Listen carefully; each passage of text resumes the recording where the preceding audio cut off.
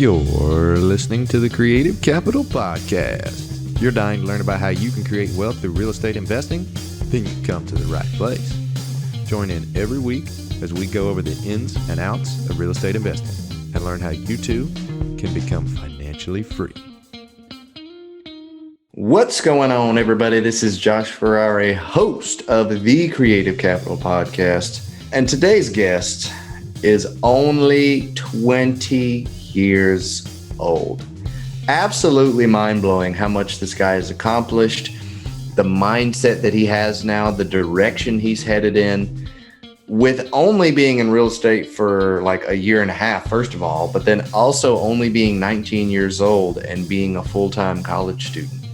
This guy knows how to crush limiting beliefs, from getting started to where he is today, to partnering with people, to finding the right, what he calls his A players, people that he stays in touch with and meets, and the people that he surrounds himself with to continue his pursuit of financial freedom and financial independence. Some of the things that he says are so big picture thinking, like the way that his mindset works now, because of the people he surrounded himself with, went from maybe I could get $5,000 a month in passive income in the next year to now he's like, well, no, actually, I think I could probably get $50,000 a month in passive income. And it just came from surrounding himself with the right people and knowing. It's just crazy. Like, I can't even think right now. This episode was really great, guys. Honestly, I'm probably going to go back and listen to it again because I'm kind of pumped up. I'm kind of pumped as to how I can look internally at my own business and think, okay, how can I begin systematizing some things? How can I begin making things work for me as far as creating the title of our show, Creative Capital, as far as creating different capital streams of income through different things that aren't just real estate. We talked about vertical integration and how you could potentially build other streams of income and other businesses on top that kind of feed into your real estate business, which could be, property management or something of the sort. But also, like for him, he created a lead generation company. It's so great, and all the tricks and things that he does to continue crushing limiting belief after limiting belief, because especially when you're just getting started and you don't know anyone and you don't know anything about real estate or who to talk to, being able to continue to push forward and take those little steps to achieve success are so huge. Not to be stagnant, not to just sit or stand in one spot, like pitying yourself or thinking, what do I do? But actually getting out there and figuring it out of what to do, because the information and the education is out there. And it's just up to you to actually go and take the action and just continue crushing your limiting beliefs. So I think you guys are really going to enjoy the show. And with that, we're going to jump right into the show. What's going on, Bailey? It's good to have you out on the show. Hey, Josh. Pleasure is all mine. Thank you so much for having me on. Man, for anyone not watching the YouTube video here, Bailey Kramer with us is grinning ear to ear. Super stoked here today to be on the show. That's awesome. That's exciting. I know we had connected, I believe it was on LinkedIn. And then after the initial conversation was like, this dude's killing it. And you're what, 21 now? I'm 20 right now. 20, not even 21. Like, not 21 yet. We can't go for a beer yet, but in a few months we'll be able to. In a few months. Love it. That's so awesome. So, hey, man, for those out there that don't really know who you are and what you do, tell us a little bit about yourself and what got you interested in investing in real estate. Yeah, absolutely. So like you said before, I'm 20 years old and I'm currently still in college. So what got me interested in real estate was, first and foremost, I've always had an entrepreneurial sense to me. I've always known I wanted to be the boss, make a lot of money, just that traditional mindset, right? And when I was in college 2 years ago, sitting in my dorm room, I was like, all right, what do I want to do? I think I was like an accounting major. I don't even know. I just kind of picked it. I didn't know what I wanted to do, but I was looking online for best personal finance or business books. And the classic book, Rich Dad, Poor Dad, came across the screen. I had like 10 different tabs open and I was trying to see which one kind of came up a lot. And that one came up on every single list. So I was like, all right, I'll order it and read it and see how it goes. So read the book, and I'm sure if your audience has not listened to it, they need to order it right now. If they have, they're probably hearing this for the 100th time saying, oh, here's another Rich Dad Poor Dad story. But that's what got me most interested in real estate. He just mentioned it briefly. And then I looked up who this Robert Kiyosaki guy is, who's the author. And he said he's worth a lot of money from real estate. And I was like, let's just see what this thing's all about. So from there, found Bigger Pockets, which is another awesome resource, which I recommend to really anybody looking to get started. And from there, it was just consuming information, podcasts, webinars, networking with other people. Fast forward 3 months of literally just listening to consuming information in class, before class, after class. I joined a mastermind community, spent a few months just practicing my underwriting skills, continuing to network, started a podcast, started a meetup group, and just kind of throwing myself into the real estate world. So then catch up to speed where I'm at now, about a year and a few months later, is I've just closed on my first 2 deals, have 2 or 3 more that are set to close next week.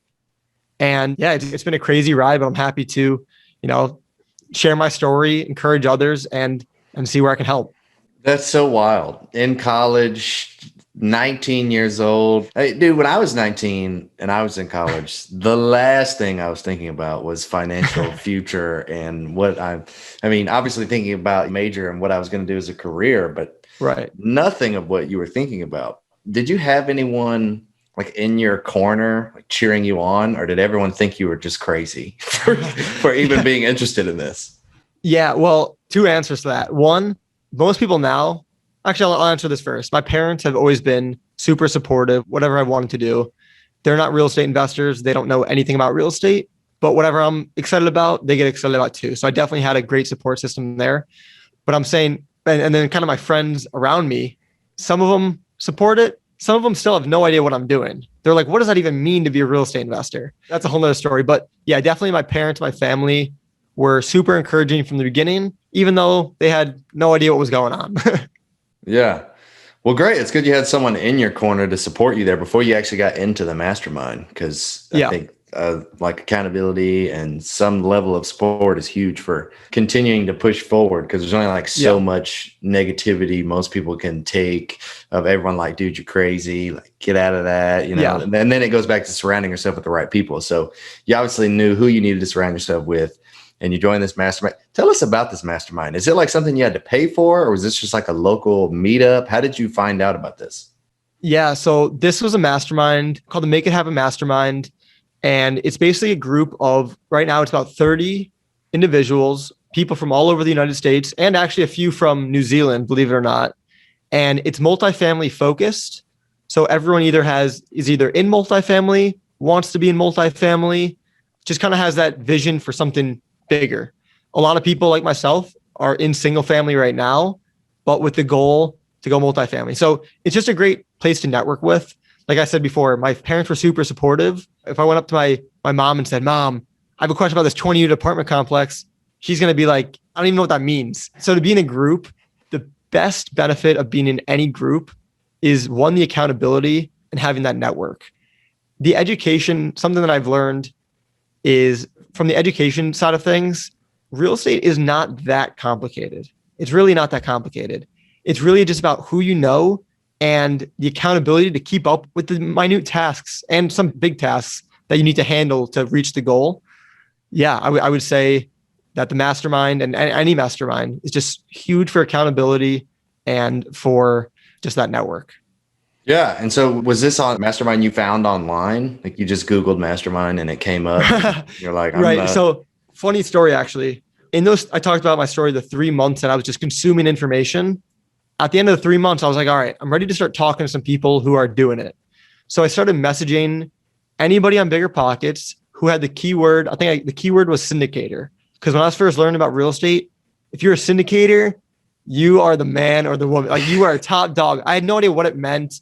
It just, after reading a few things, hearing a few podcasts, these big syndicators, 100+ unit, million portfolios, I was like, that's where I want to be. So I started messaging people, and I just messaging people, hey, I want to network with you. My first few messages were super, like, I look back at them now and start laughing at them. They were not well written. My first message to some people was, hey, can you be my mentor? Like, it's just stuff you don't say off the gate. But I do want to say, it doesn't matter how, the lesson I learned is it's not what you say. Well, in the long run, is you don't have to wait till you get the perfect script to then message people. If you want to message someone, message them. If you're messaging 10 people, just message them. You're going to learn over time and get better and better. And so what I did, I just kind of did a little bit of a blast. Might have put a little bit more thought into it in the beginning. But anyways, I met this guy through Bigger Pockets. And I said to him, hey, do you know any real estate meetups? And he goes, yeah, this one's actually happening in an hour. And I was like, okay, cool. This was like right when coronavirus hit, actually. And I was like, okay, cool. So I jump on the Zoom, and Marco Barbaro, who leads the Mastermind, he was giving it was like his meetup. Honestly, I don't even know whose meetup it was, but he was speaking at the meetup. And he talked about the Mastermind and kind of all the benefits that I was speaking about. And afterwards, I messaged him. I'm all like, I want to know what you're talking about. I want to learn a little bit more. So I found that Mastermind through, like I said, a referral from just some random person I met on Bigger Pockets. But there are tons of masterminds you can find in Facebook groups, Bigger Pockets. I can think of a bunch of different masterminds myself for anyone, interested. That's some good advice, because a lot of people getting started, they don't have the outgoing personality of wanting to get out there and message these random people that have these $100 million portfolios that they think are like way above them, or like they're not on the same level. They couldn't talk to this person. This person's not going to help them. They don't have any value to add. But like you said, just saying something like, hey, would love to chat. I'm a new investor. I just want to learn. Just want to learn from you, which might sound like you're just trying to take, but there's some truth to that. And there's also some positivity to that, of something of like the direction that you just need to head in by doing something like that. Jumping back into what we were talking about, before we move on, I wanted to ask real quick, what were the 2 deals that you closed? Because you said you're trying to get into multifamily, but you're in single family. What are you kind of tackling right now at the age of 20? Yeah. So I partnered with somebody in my mastermind, and he's been single family focused for 20 plus years. And he wants to go multifamily as well. That's why he's in the mastermind group. But just kind of the way the market is right now, just things are crazy to say the least. Prices are very high. And not to say that there's not any deals to be made. Don't get me wrong there. There's plenty of room in any industry, in any asset class. But kind of from where we were both at, he had the single family experience. He knew that there's more single families and multis. That's one thing that draws me a little bit to single family, because there's just more of them out there. They're also a little bit quicker to get, and you're dealing with a different sophistication of owner. So you could have just a normal person who owns a house, but someone who owns a 100-unit apartment complex typically has a little bit more sophistication. Not always, but typically. So the strategy that we've been using is going direct to seller and acquiring properties on 2 different strategies. One of them is the classic fix and flip model: buy a house, fix it up, sell it. The other is buying through a creative finance strategy. And that's been a huge learning process for me. I didn't even know what it was 6 months ago, but there's basically creative financing strategies. Our goal with that is to buy the place and hold it. So fix and flip, classic strategy, creative finance, come out with as little as possible out of pocket and still be able to benefit from the asset. And so that would look something like owner financing, subject to loans. Like, is that exactly kind of okay. Right? So subject to, articles for deed. There are all these fancy words, and there's all this, like, basically what seller financing is the most common, well-known thing. And that's basically what all of them are, just in different ways. And it just makes it more complicated and sound fancy. As long as obviously you need to understand what they are, but the more complicated, that's kind of where like the legal side comes in. And that's where the lawyers have to, the deed goes here, the title, all these different aspects of it. But like you said, seller financing, subject to the mortgage, articles for deed. Love it. Love the creative mindset and continuing to close deals in this ever evolving market cycle that we're in. I swear it's changing by the minute. But okay, so in this particular show, we wanted to really discuss how to crush limiting beliefs and how you've crushed yours, being only 19, being like, I'm going to get into real estate. It's going to happen.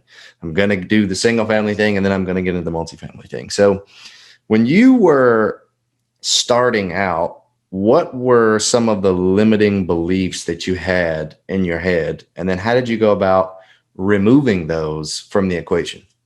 Yeah. So the biggest limiting belief that I had, and I find so many people have the same one, is, well, two actually. One, I don't have any money to start. Two, people more my age is I'm too young. No one's going to take me seriously. How do I can't start at 20 years old. Those are the two biggest limiting beliefs that I've heard, especially for people around my age, but how to get through them. So it really comes through. I heard a quote recently, confidence comes through kind of results and just doing it. So as far as how do you start when you're 20 years old? Well, something that gave me confidence was when I was first starting out, I found a mentor. His name was Kyle Marcotte. This was before the Mastermind. And this was a guy who he was 22 or 23 at the time. I was 19 when I first got in contact with him. So he was basically like 2 or 3 years ahead of me. He closed a 105 unit syndication and had another 12 unit deal he had. So for me, that was probably the biggest thing that helped me crush that limiting belief was, okay, if he can do it when he's 21, 22, I know I can do it. So just being able to see somebody who's in your shoes, he actually, he was just out of college. He actually dropped out. There's so many similarities to him. So if I'm looking at this 45-year-old guy in a suit and tie and he says he has all these deals, I can't relate to that. Like, I don't know. It's not going to give me any confidence. But if you talk to somebody who's in your league, right? To someone more in your league that you can kind of relate to, that was the biggest thing. And I took a few key things from him, such as the networking piece. He was in the same community, a similar community connected to the mastermind I'm a part of. So I kind of just took some key things that he said, biggest one being the networking piece, and kind of ran with that one. And then from there, I guess the higher caliber people you're around, the easier it is to like crush your limiting beliefs. So when I'm in this mastermind and there's people who have a lot of money in the bank or that make a lot of money at their job, all of a sudden my belief that I can't get money or that I'm not surrounded by people with money, it's not there anymore. It's literally not there anymore because I know that I'm surrounded by 29 other people. And like I said, some of them, everyone's adding value in some way or form to the mastermind, whether it was time, with money, to the deal. So I know that there's plenty of people in there whose contribution is their capital, which is a big piece of any real estate transaction. So that was the biggest thing for me, to surround myself with those people and it wasn't an instant drop of limiting beliefs, but slowly over time, you start to realize, okay, and you start to have, a realization of what you actually have in front of you. I love that. My story was very similar. I got started investing in real estate when I was 21, and being young, it was just like, no, I'm not going to be able to do this. I don't have any money. I was just fresh out of college, had just moved out of my parents' house, like states away. I just thought I was starting this long-standing career in aviation, and then everything got erupted when I read Rich Dad Poor Dad, and my dad told me that he was going to start flipping houses, and I was like, what the heck? And so, yeah, I tried to surround myself with as many people as possible that had money or that had done deals before, and it was difficult to find, at least in my market specifically, it was difficult for me to find people that were my age that were crushing this thing, that were doing deals. But I knew they were out there. I knew that someone had to be out there that was similar to the age I was that was crushing it. Right. And so the way I was actually able to do it was I didn't actually create personal relationships with these people. I just started reading more and more books and listening to more and more podcasts. And it was like podcast after podcast after book of these stories of these young guys. I remember one dude was 20 and I was 22 at the time. And he had just closed like some ridiculous amount of units, over 400 units he'd done by the age of 20. I'm like, I've literally done like 4 at this point. Like, obviously this is possible. And so it was those stories that continued to propel me. So I love what you're saying of just hearing other people do it, like the power in knowing someone that has done it before that's similar to your like age range. I do want to say one thing that it hurt me a little bit in the beginning, but so from listening to other people, because that's the biggest thing when you're going to do a new venture, listening to people who are doing it, is the number one thing to do. Now, the one piece of caution that I want to give is the gurus. There's people out there, Instagram, YouTube, Facebook, you name it, that either make things sound too easy, it's too good to be true, they're just lying to you. So something that, for me was, and I still love Grant Cardone, I think his mindset, his philosophy on mindset is unbelievable. I still watch his YouTube, his podcast, all that. But one thing that he said was, don't go below a 30 unit. And I'm a big Grant Cardone fan. That's what I was saying for a few months. Anything below 30, I don't want to look at it. And looking back now, I'm like, what was I thinking? But it was my fault. I'm taking full responsibility, but a lot of people get sucked into that. So I guess what we were talking about before is find people that are closer to you in age and experience and where they are in their life and their goals. But even at the same time, Grant was saying, anybody, I don't care if you're 20, if you're 25. So that's a little hard to decipher. But I guess if you can have a personal connection with somebody and talk to someone over the phone, then I think you're better off than just watching a YouTube guru go at it. Because that's something that kind of sucked me a little bit in the beginning, and I think sucks on a lot of people. Yeah, absolutely. And I think one of the big myths or one of the many, I guess, myths in real estate investing is people that say, go out and take massive action. Like, take massive action, go get it, just massive. Yeah. And like, there's the word massive and astronomical just keeps coming out their mouth. But if you think about it, who really just is going to go from never having invested in a deal ever to suddenly buying 1,000 units in one transaction? Like, it is not going to happen. You take small steps. You take one phone call, read one book, listen to one podcast, and those small steps lead to bigger steps, which eventually will lead to massive action. Right. The way I like to think of it is it's consistent action leads to massive results. There's really not such thing as massive action because everything that happens is just so small. Like making a phone call is not massive action, but you do that consistently, you're going to get massive results.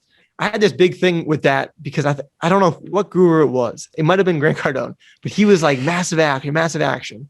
And then I was just thinking, what does that actually mean? Like, if I want to take massive action right now, what do I do? Because I want to. What I realize is I don't want massive action. I just want massive results. And to get those massive results, how do I get those? Then I realized it just takes consistent action. That's the key. This whole massive action thing, I haven't learned of how to do a massive action thing. It's just consistent action that'll lead to massive results. I love that. That's the quote of the show. Like, I want to take massive action. What the heck even is that? That's awesome. Okay. So have you learned moving forward, like where you are now, having been in the game for say a year and a half, have you learned any tricks of the trade on how to crush new limiting beliefs that come in your head? Like when something new comes up, like you're doing single family now, but you eventually want to say close a 30 unit comes along and you're like, how the heck am I going to do that? I don't have any money. Like, how do you go about crushing that? Yeah. So I have another company with my partner, basically lead generation for single family. And something that I was kind of struggling with was basically my mindset and how to think bigger.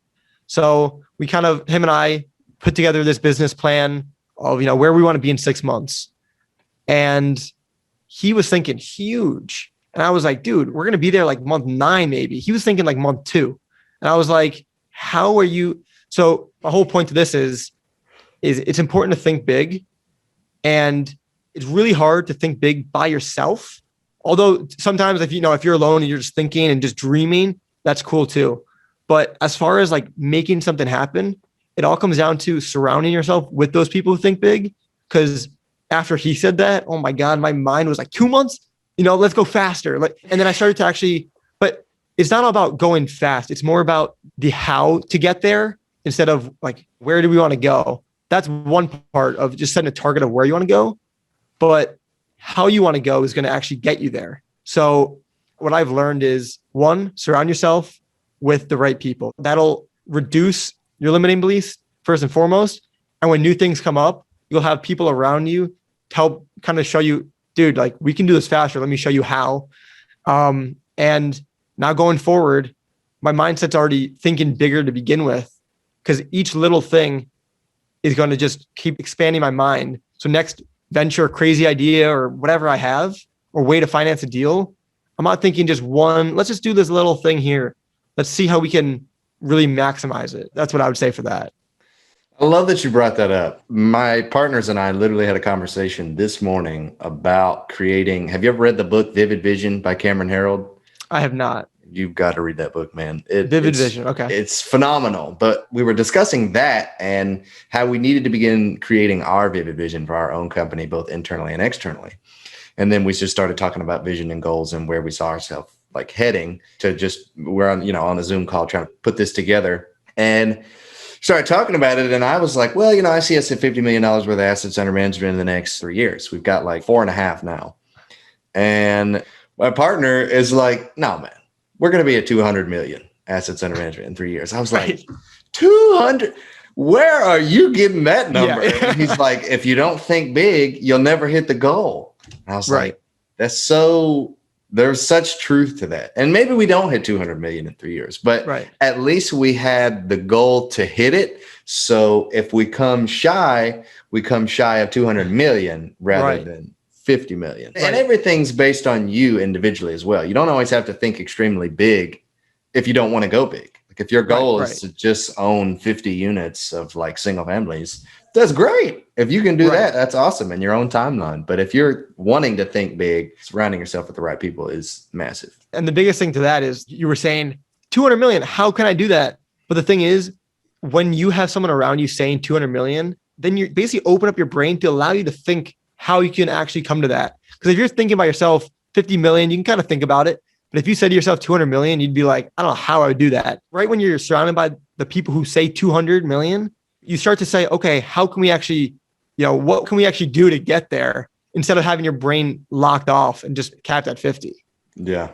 Love it, man. It was definitely eye-opening this morning. So surrounding yourself with the right people, now that we're on that topic, how do you find these people? How do you find these people that you need to be surrounding yourself with, especially if you aren't in any, meetups or groups, or you're just getting started in the space, you don't really know anyone to give you referrals to people. Where do you find these people? So there's a ton of, thanks to coronavirus, there's a lot of online meetups. I guess one benefit that came out of Corona is tons of online meetups. I actually started one back in June. Actually, in Orlando, I couldn't find any. So I was like, all right, I'll just start a meetup. Now there's like 2 meetups a night I can go to. So if you're struggling to find a meetup, reach out to me. I'll hook you up with plenty of them, but you can find them on Bigger Pockets. You can find them on Eventbrite, all for free. You can find them in Facebook groups. Those are great places to start just start learning something that, if I can go back and kind of think where I would have went from the learning process is I didn't actually know why. It's like, what asset class are you interested in? Multifamily. Why? For me, it was because, 100 units, syndication, that's sweet. But I would say for people starting out, think about why you actually want to go for a certain asset class and what your strategy can actually be. I'm not talking about your why as in like for my family, like that's important too. But I'm talking about, do you want like cash flow? And how much cash flow do you want? Do you want to flip properties and just get 10, 30 grand every time you fix and flip a place? Picking the strategy is like the biggest thing because so many things are shiny, but also your lifestyle. Do you want to be hands-on or do you want to be hands-off? Do you want to live in a different state or country? There's gonna be so many different things that factor in what asset you probably should invest in, what you shouldn't. But just starting out, Facebook groups, Bigger Pockets is the number one place, I would say. Listening to podcasts, reaching out to the podcast host, the podcast guest. Those are all really, really good resources. Yeah. I love all of that. It goes right back into what we were just talking about with the Vivid Vision. The whole purpose of it is to know the direction that you're headed in. And once you know where you're headed in and kind of what you want it to look like when you get there, now you can formulate your plan of how you're actually going to get there. So the Vivid Vision is not the how. The Vivid Vision is the why and the what. Like why you want to get there and then what you want it to look like when you get there. And then how you do it, you figure that out as you go. You figure that out. I just want to mention one more thing too, which was something for me. So as I said before, Grant Cardone initially instilled 30 units plus to me. And I was like, all right, he's the master. I'll listen to whatever he says. So a few months later, I was able to get out of that. And I learned a quote, think big, start small. That was huge. You don't need to start with 100 units. But someone broke this down, I think on a podcast or somewhere. And I just was like, wow, if I heard this when I was first starting out, I think this would change things for me. So I heard someone talking about the idea of a syndication. And don't get me wrong, multifamily and syndication, that's where I'm headed. That's kind of what I see myself in the future. But I'm talking for me just starting out now. I heard someone break it down to me. And they said, okay, if there's a 100-unit apartment complex and you're syndicating the deal with a team of people you've networked with, and the GP team, the general partnership team who operates the deal, let's just say they get 20% of the deal, okay? So out of that 20% ownership, let's just say you're a 10% owner of all the people in the deal. So long story short, they broke it down and they said, well, if you're a 10% owner of a 100-unit deal, you're really only owning basically 2 doors at that point. So, which was like 10% of the 20 doors at 20% ownership, if you're following. So anyways, for me, I was like, wow, not that that's bad for anybody. I think that's great. And that's where I'm headed and where I want to be. So I'm not bashing syndication by any means. But for me starting out, I was like, if that's just really 2 units, maybe you come in with more money, you get 50% ownership, whatever the deal is. But I was like, wow, I'm chasing 100 units just for the clout or for like because it's cool and because it's big and it's a lot of money. But at the end of the day, you kind of have to I didn't fully understand how much money I was actually making from that. I just saw 100-unit apartment complex, syndication, cool, I'm going to be making money somehow. But when I broke it down, I was like, okay, if I just go single family for now, I can do a lot. Like I said, we're closing 4 to 5 deals within a 2-week span. That's going to be 4 to 5 units, right? So if I just waited for a syndication, which again, usually takes a little bit more time, just starting out, I want to start getting the momentum going.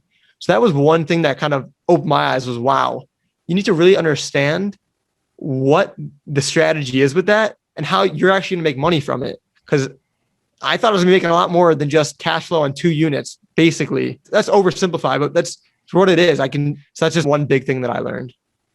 Yeah, absolutely. I've heard it said that it's called your return on investment versus your return on effort. So you can buy 100 units and own the 10% and only get, say, $1,000 a month in passive cash flow, or you can buy a 10 unit and it'll produce way better returns because maybe the deal's better. Maybe you bought it cheaper. Maybe you own more equity. Right. So looking at it big picture, not just looking at it from a unit count perspective, that's another thing. Because our goal this year was to reach 1,000 units. And the more I thought about that, the more I was like, I mean, that's great. 1,000 units, it's awesome. But why? Why the heck do we want 1,000 units? I mean, it's a nice round number, but what does that really get us? Where are we really going to be when we have 1,000 units? And so then we had to really dive into, okay, these are the returns we really need to be seeing on the investor side for our investor base to actually be interested in the first place, but then also on our side for us to make it worth our while. And so I was like, all right, we need to be getting a certain percentage return. We need to be getting at least, $1,000 a month in passive cash flow. And like the acquisition fee needs to be a certain price for all the work. Right. And then what's the upside going to be on the back end? How much capital are we really going to, like equity, we're really going to have and make when we end up selling this thing? And so really diving into the numbers like deep instead of surface level, like, 50 units, woo. And then you get like 2% of the pie of that because you got all these other partners and hands in the pot. So yes, definitely agree with what you're saying. And I think people really need to know that when they're getting into anything and deciding what it is that they do want to do, because it's probably the gurus out there that are making it seem like 100 units or 30 units and up. That's all you need to do. And that's easy for Grant to say because he buys his own deals with his own cash and then syndicates it. And he probably could own 100% of a 30 unit if he wanted to. And that would be, who knows what the cash flow on that would be. The other thing too is he hasn't mentioned it too much, but he did start with a single family. And most people that I spot, and you can start wherever it is right for you. But the whole point is, as long as you understand exactly what the vehicle is and how you're going to actually benefit from it, how you're going to actually make money from it, if that's the goal of it is to make money, other reasons as well. But it's important to just understand where you fit into the picture, because your face next to $100 million building that's not going to make you any money. It's going to be the cash flow that comes out of it, whatever the acquisition fee. There's so many different pieces that you just need to really understand. Love it. So Bailey, where are you headed in the future? Do you have any big, hairy, audacious goals in 2021? Yeah. So 2021, basically the goals that I have right now, I graduate college in about a year and 2 months now. That's like graduation day. So my goal for graduation day is, first and foremost, I want to graduate college with being self-sustaining. I don't want to have to go get a W-2. Let me say, I'm not going to go get a W-2. Nothing wrong with that. But for me personally, where I'm at now, I've kind of built up enough runway from just because I was able to find real estate in 2019, learn about it in 2020, and now basically 2021, I am starting to get properties, starting to build another business with my partner. So the goals keep changing as we keep thinking bigger. So I don't have a certain dollar amount. It's changed from I want $100,000 a year when I graduate. It's now changed into like $50,000 a month when I graduate. So my mind just keeps exploding, if I'm going to be honest. But all I know is that when I graduate, I want to be self-sustaining. That's first and foremost. And then I have some other family type goals. I want to take my family on a trip. It was my 5-year goal. Now that I'm running these numbers, like just thinking bigger, I'm like, I could probably get that done like in a year. So I don't exactly know where I'm going to go, what I'm going to be doing, but real estate and businesses, that's what I'm passionate about. That's what I'm going to be doing. And my main goal is to finish college. Well, that's actually, my parents are keeping me in college, and I'm finishing it out. When I graduate, self-sustaining. That's the goal. You mentioned businesses. So it's not just real estate investing. You're branching out to other like completely different businesses other than real estate. Well, they're all real estate focused. And that's the big thing too. In the beginning, you could have called me shiny object. I would have answered. So I've definitely been able to hone that in a little bit more, but really just different ways to make money within real estate. So like I said before, we're working on a lead generation company that we've been doing for the past 6 months. Social media is another opportunity to make. There's so many different ways to make money. And I can get my real estate license. I could refer one, there's so many different ways to make money. And obviously the main one being real estate focused, number one, and then things that just kind of branch off that relate without getting the shiny objects that you're spinning, all day long. Wow. Love that. For anyone out there that is looking to build bigger and better goals moving forward, reach out to Bailey. He's obviously please do. I love connecting with anybody. Social media that I meet on podcast, it's always great. I think we met through social media, so it's just great resource. Now I feel like I got to think bigger, Bailey. 200 million is not good enough. Now I need like $100,000 a month. That's what I need now. All right, man. We're going to go ahead and transition into the next segment that I call the Poddex segment. I don't know if you ever heard of Poddex, but it's just a company that creates decks of cards. And cool.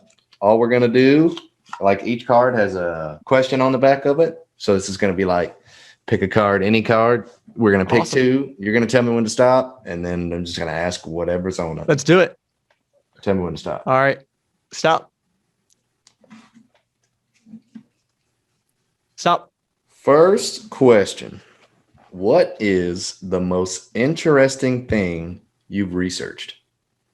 Wow. Most interesting thing I've researched. That's a good question because I do my research. When I'm looking up things, it's always YouTube.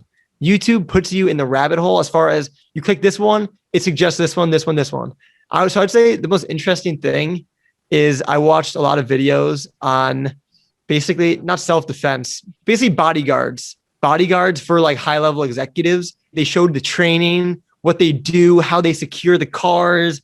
That was probably the coolest and like kind of strange thing that I researched is just like how the back end of it actually works to have like a security guard. It wasn't even for me. It just got literally in the rabbit hole of like protecting the president. Okay, what about this person? What about this person?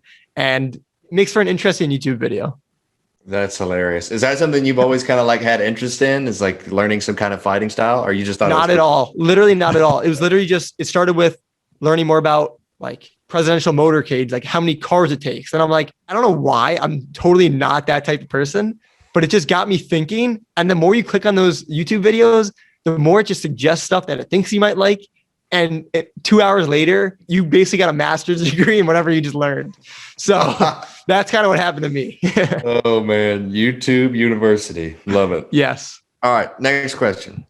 If you had to design a playground for adults, what is one thing you'd put in it? Playground for adults.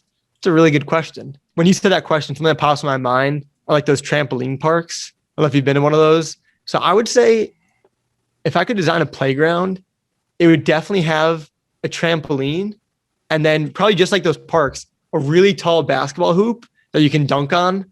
But they're 15 feet in the air because you got to run and start, jump, bounce, slam it. So I think that'd be pretty cool.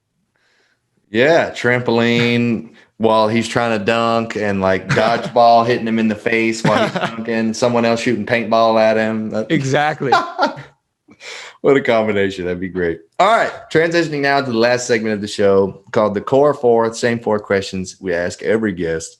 First question, what is your favorite real estate related book? Yeah. So real estate related book, I always say Rich Dad Poor Dad, even though it's not exactly real estate, but for those who have read Rich Dad Poor Dad and are just starting out, the Bigger Pockets books are awesome. I think the book on real estate investing by Brandon Turner, that's a great one. Like I said before, the knowledge isn't secretive. There's so much knowledge out there. So I really like the basic Bigger Pockets books because at the end of the day, that's all the knowledge you need. Then it just comes to, okay, who do you need to surround yourself with? Love it. All right. Next question. What do you think your unique skill is that helped you become successful? That's a great question. So my unique skill, I think it's been just my ability to take a situation and analyze it and be able to take the good, the things I like from it and kind of make it, put it inside of me, take the things I don't like and kind of throw it away. I'm always analyzing, even starting as a kid, like my parents, seeing, and that's one of the things that got me into real estate too, seeing what I like about their jobs and how I can get some of the benefits I liked out of it and then kind of throw away some of the other benefits. So one thing I didn't like was 9 to 5. I was like, take that in? No. But being able to have some flexibility, even working on 9 to 5, still have that a little bit of flexibility and being able to make money for my family. I was like, okay, I like that. Who doesn't like that? Right. So just being able to take different things in my environment and just try and whatever I like, incorporating that in myself. And then things I don't like, turn that away and trying to run as far as I can from it. Yeah. Love it. All right. Tell me something that's true about real estate that almost nobody agrees with you on. Something that's true about real estate that almost nobody else agrees with me on. I would say real estate is not the end all be all. And what I mean by that is I think it is the best investment. There's so many different asset classes, but anything in real estate is the best investment. But what I mean by it's not the end all be all is a lot of people, me included, I just run calculations. I think, okay, if I have 10 units, each producing $100 each, that's $1,000 a month times 12, $12,000 a month. So for me, it was more of a basically other streams of income. You need other streams of income. It's not just you have real estate and you're just set. I think it's super important that, and everybody has multiple streams of income. The people that preach, oh, real estate or nothing, like even Grant Cardone himself, he has like 10 different companies that he makes plenty of money off of, but he only talks about the real estate because he wants you to invest in the real estate. But what I realized is as great as it is, and real estate, so passionate about it. There's so many different things I still want to learn about in real estate. The multiple streams of income is going to be huge in funding the real estate. And then, yeah, that's the biggest thing. Just other streams of income is equally as important to protect yourself from the beautiful real estate that you have. Yeah, absolutely. I was talking to someone the other day and he just we were like mid conversation, and he just kind of paused for a second. We weren't even talking about it. Like it must have been in the back of his head. And he's like, you know, what's crazy? It's like, what? What's crazy? And he said how people that work a W-2 can honestly feel safe having only one stream of income. Who does that? And I was like, you're right. That's ridiculous. If that stream of income goes away, you're screwed. Then that just got me thinking, I need other streams of income. A bunch of different types of real estate could be different streams of income, but also diversifying into other things. Like I recently started investing into stocks like Bitcoin, crypto, and other things. And like, that's a stream of income. And then we're getting ready to start capital raising, like business/challenge thing. And that'll be another stream of income. And then the podcast eventually, I hope, will at least be self-sufficient. And so I won't have to be spending money on that. And then the real estate investments. And so, creating all these different streams is huge. Massive. Yeah. And then one quick follow-up to that is a lot of the time, and even the bigger pockets, they preach this too, but they say, how much passive income do you need to make to quit your job? And then they're like, okay, well, if you're making $5,000 a month and you get 50 units, which equals 100 units a month, that equals 5,000, you're good to go. I would not advise to just say, 100, because there's months where people don't pay, like, believe it or not, to the audience, tenants don't pay. They're late on rent. There's so many other factors. Yeah, that's where reserves come in and all these other factors. But I know for me, I don't want to just be strictly real estate. Business are important, and it all goes towards the real estate. But just having these other streams is just so important. Love it. All right, last question. What one piece, you really just gave it, but what one piece of advice would you give to our listeners wanting to succeed in real estate investing? One piece of advice is get surrounded by the right people who are doing it, people that are doing it more or better than you have. Just get surrounded by those people. Real estate, it's not all about the knowledge. It's about just who you're surrounded with and just the accountability. Anyone can invest in real estate, but the people that succeed are surrounded with the right people and they have the accountability to keep them moving forward. So that's the most important thing I would say. Right. At the end of the day, people is what's most important. Relationships. Exactly. When you die, your real estate ain't going to your funeral. You're not taking it with you. The people that you actually cared about, that you had memories with, those are the people that really you either made an impact on or they made an impact on you. Right. All right, man. If anybody wants to learn more about you and your business, how can people get in touch with you? Yeah, easiest way is my website, which is baileykramer.com. First name, last name.com. You can check me out on Instagram. I've actually recently got kicked out of Facebook, so I'm trying to get back into there.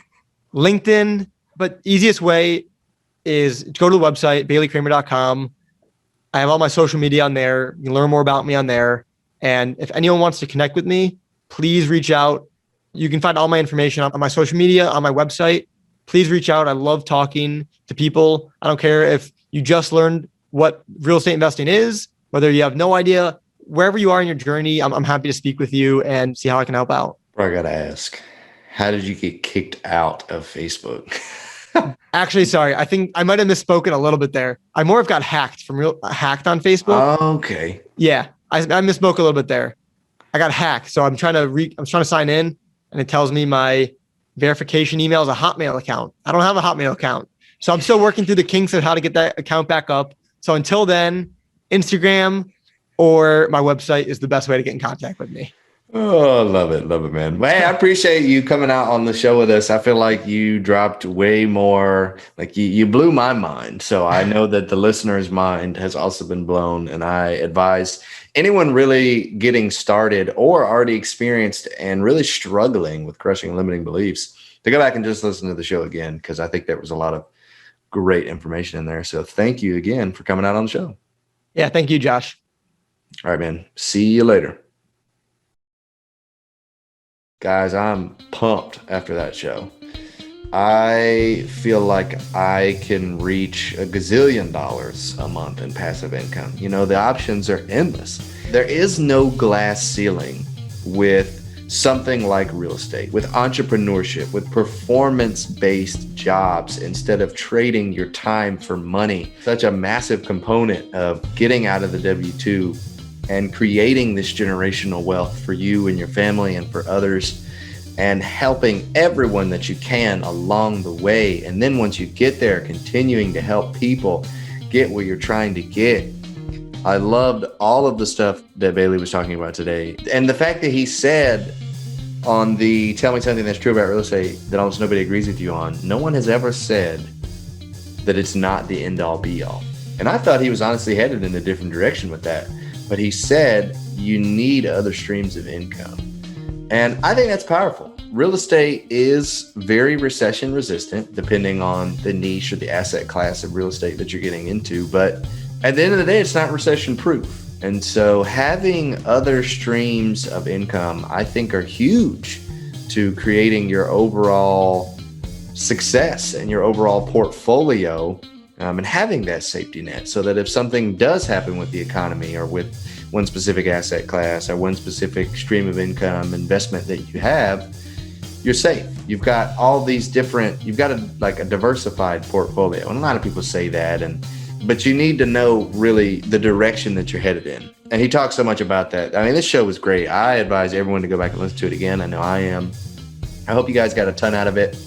Right before we get out of here, I want to ask you guys to please leave a rating and review on the show. If you enjoyed it, you can go to iTunes and leave that rating and review. It helps tremendously with us to continue to reach other people so everyone can have the access to the knowledge that we're providing. I mean, guys, it's free. It's absolutely free, but not everyone's going to be able to see it if they don't know about it. So when it gets ranked higher, when you guys tell your friends about it, when you leave that rating and review, and other people just happen to stop by the show and they go down and they see if it has any ratings and reviews and they read yours and they're like, wow, okay, this guy got something out of it. I think there's something I can get out of it. And so it helps tremendously, not only for the show, but also for others. So if you guys could do that, it would be very much appreciated. Guys, that's all I got. I will see you next week. This is Josh Ferrari signing off.